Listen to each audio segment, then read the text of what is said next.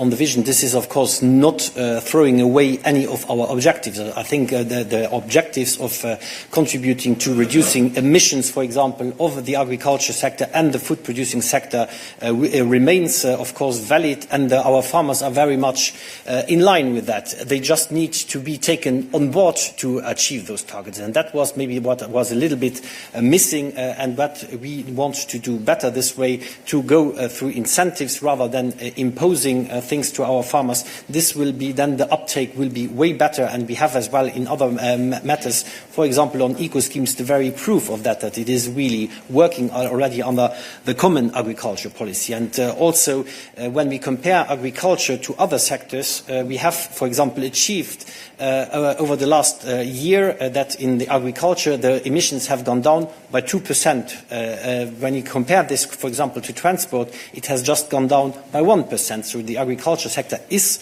doing better, but we need to highlight this better as well. And that is as well why we are putting here the necessity, which is another recommendation of the strategic dialogue report, to have an on-farm benchmarking system to better highlight what is the progress and how can I compare to a different farm. And this will be very key as well, to show better and to monitor better what is already being done. So here it's really going into that direction. Also when it comes, for example, to the reduction of plant protection products, this is very important. Farmers want to do it because this costs a lot of money, and this hampers as well sometimes then their competitiveness, and therefore we need to be quicker on the alternatives on the market. We need as well to be quicker when it comes to precision farming, for example, and this is something that will be delivering, and we have all seen what happened to the Sur file in the last mandate that failed because there was afterwards